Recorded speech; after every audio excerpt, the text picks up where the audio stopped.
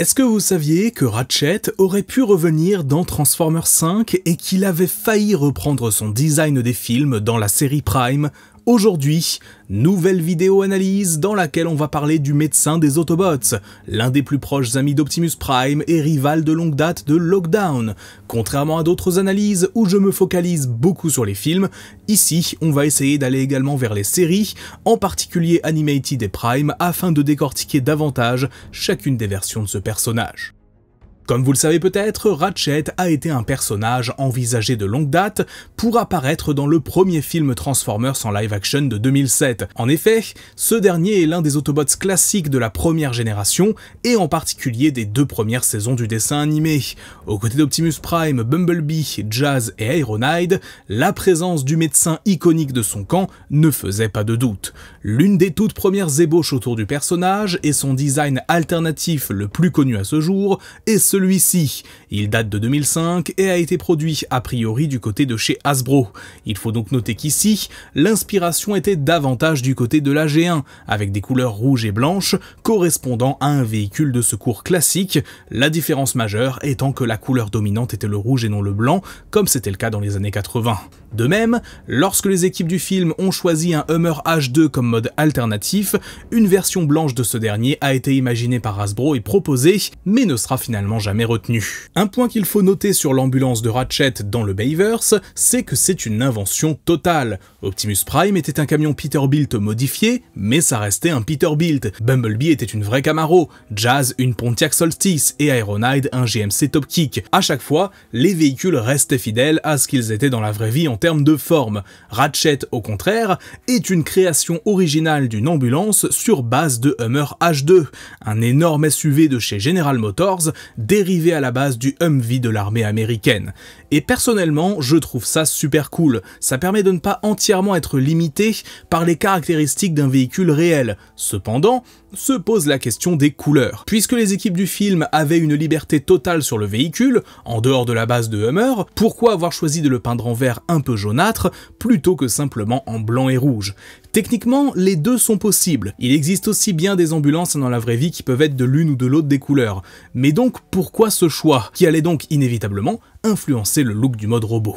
À ce jour, on n'a pas d'explication claire. Peut-être que c'était une demande de la part de Michael Bay, peut-être que la dominante de rouge proposée au départ ne serait pas bien passée à l'écran, comme ce dernier le craignait. C'est en effet l'une des raisons qui a fait qu'on a failli se retrouver avec un Optimus Prime tout bleu. En 2007, rendre un robot en CGI majoritairement rouge n'était apparemment pas évident, surtout au milieu des autres. Personnellement, je n'ai pas les connaissances nécessaires en effets spéciaux pour savoir si oui ou non c'est fondé, mais ça pourrait être une explication. Une autre explication sinon, ça serait un choix purement mercantile.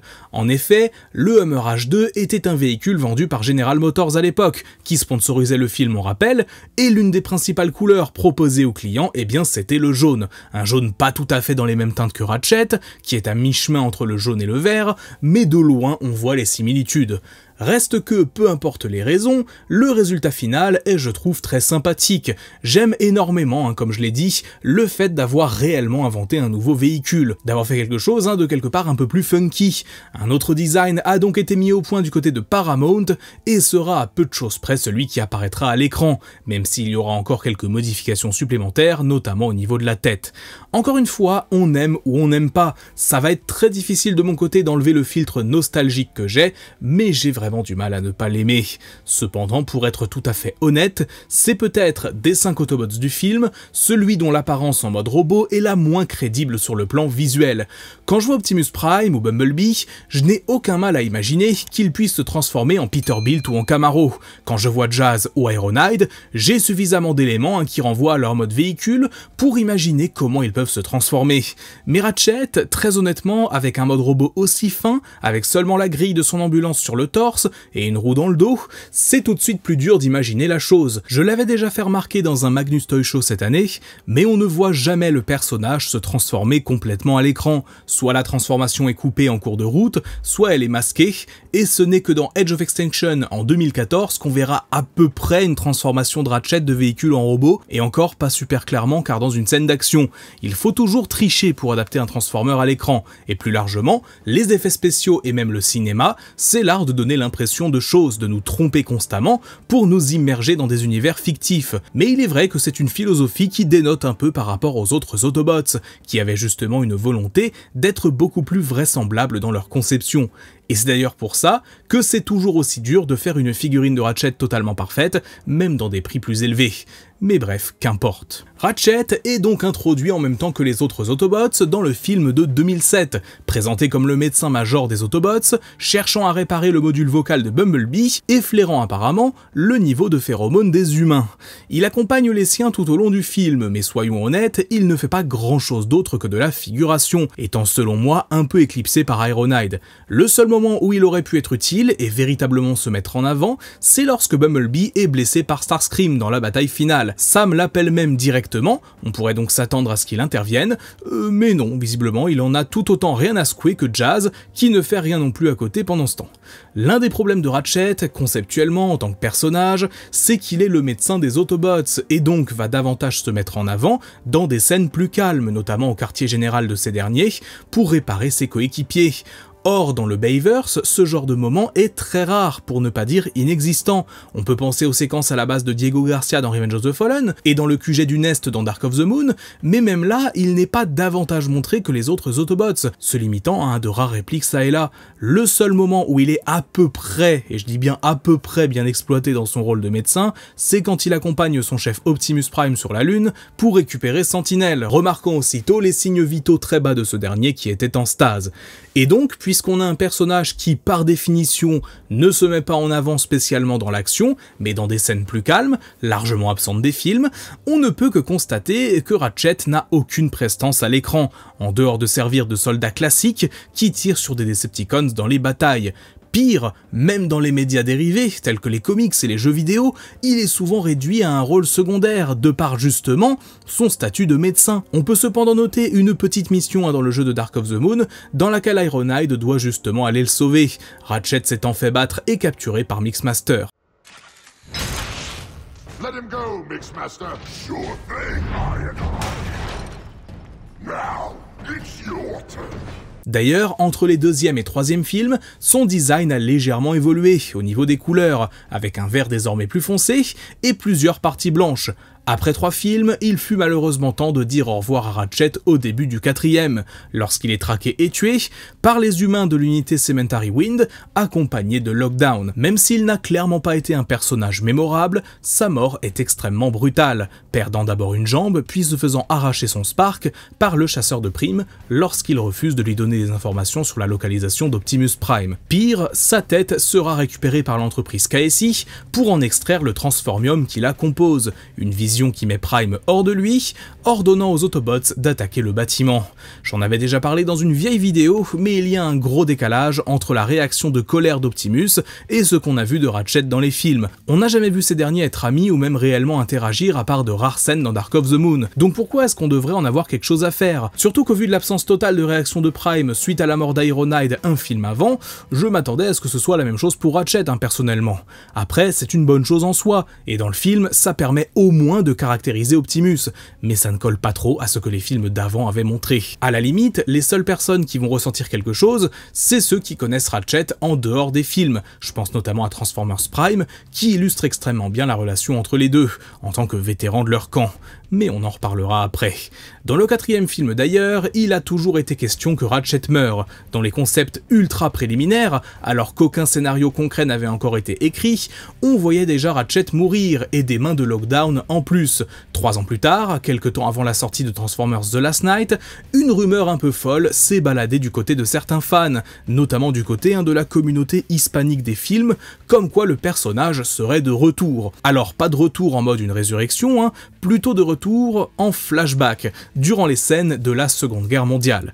D'après plusieurs sources, lors d'une projection test, les projections que le studio utilise pour avoir l'avis d'un public cible, Ratchet était présent à la place de Hot Rod dans les flashbacks, et c'est de là que vient la théorie, comme quoi on le reverrait au sein du film. De mon côté, je pense que peu importe si cette rumeur est vraie ou non, il est tout à fait possible qu'à ce stade de la production, le modèle CGI de Hot Rod n'était pas finalisé, et qu'ILM a utilisé un autre personnage à sa place en tant que placeholder, vu que le modèle de Ratchet était déjà là. Soit ça, soit le plan était de saccager encore plus la timeline des films qu'elle ne l'était déjà. Qu'importe en tout cas, ça serait marrant de retrouver ce Lost Media entre guillemets, hein, si on peut dire, même si encore une fois, que ce soit vrai ou non, ça ne change pas grand chose. J'ai parlé précédemment de la mort de Ratchet qui était toujours prévue dans le 4e film, et ce depuis le départ. Il faut savoir que ce point spécifique, d'avoir les deux personnages qui ont leur chemin qui se croisent, est une référence directe à une autre itération de Ratchet, beaucoup plus réussie et attachante, celle d'Animated. Vous ne le savez peut-être pas, mais c'est grâce au film que Ratchet est apparu dans la série. Au départ, un peu comme Hotshot qui aurait dû être à la place de Bumblebee, c'est Red Alert qui aurait dû être à la place de Ratchet, afin de rester dans la continuité de la trilogie d'Unicron, où les deux personnages avaient été très importants.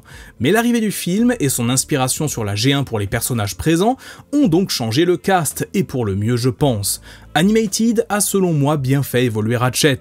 Avoir un médecin, d'accord, c'est bien, c'est important, mais si on veut rendre chaque personnage intéressant, et c'est le cas ici, il faut qu'il soit plus que ça, il ne peut pas être juste le médecin de service. C'est donc dans cette logique que Ratchet a été ici réimaginé en tant que vétéran de la Grande Guerre cybertronienne, un bot plus vieux et grincheux, mais qui cache au fond de lui de profonds traumatismes et regrets de ses années passées sur le champ de bataille.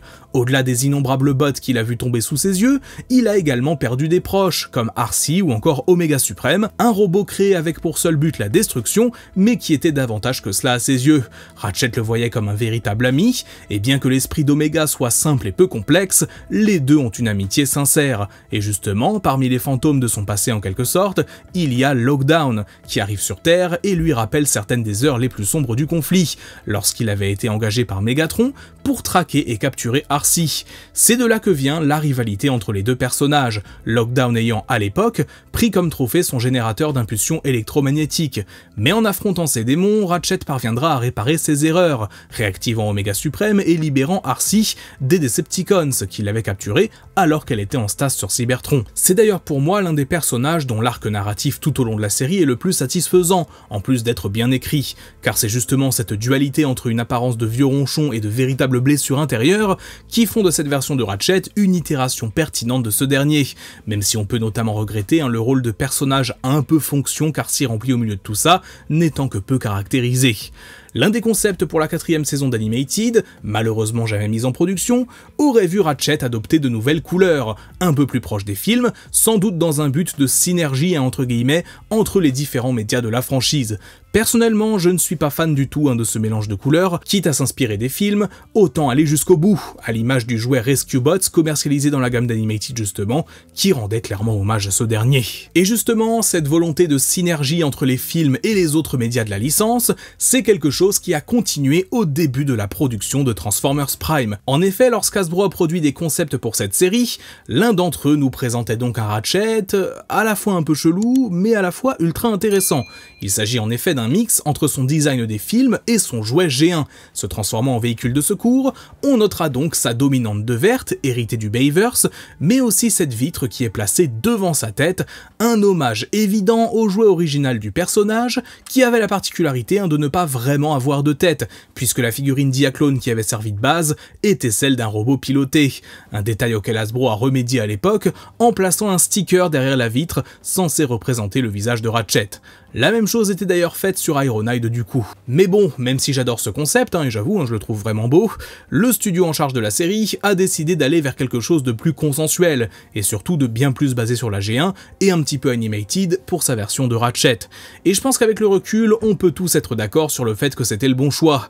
Ici, davantage que le traumatisme de la guerre, c'est avant tout l'amour de Cybertron qui anime le personnage, même s'il éprouve de nombreux regrets, notamment le fait de ne pas avoir pu sauver le module vocal de Bumblebee sur le champ de bataille, condamnant ce dernier à être muet. S'il n'a pas vraiment de gros arcs narratifs, il est très attachant via un aspect plus comique, hérité d'Animated, mais aussi plusieurs scènes émotionnelles très fortes, notamment lorsqu'il apprend qu'Optimus Prime a détruit l'Omegalock et condamné Cybertron à la fin de la 2e saison. Adapter le personnage de Ratchet dans un film, en particulier si c'est en live action, c'est quelque chose qui est assez compliqué, en particulier si on le caractérise d'une façon similaire à Animated. Cependant, Transformers Prime, avec ses aspects comiques mais aussi attachants plus rapidement, pourrait clairement servir d'inspiration. Et sur le plan du design, encore une fois si on parle de live action, deux choix s'offriront. Soit on reprend inspiration du Bayverse car il a marqué une génération de fans, soit on met tout ça de côté pour privilégier un look plus proche de la G1.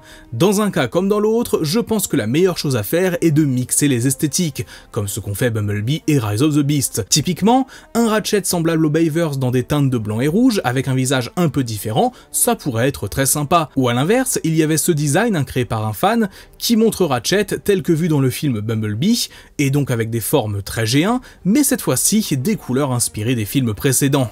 L'un comme l'autre sont des mix sympas, et j'ai personnellement hâte de le revoir à l'écran. Ça pourrait même être d'ailleurs dans une suite à Transformers 1, pourquoi pas, étant donné qu'on l'a aussi aperçu dans ce film-là.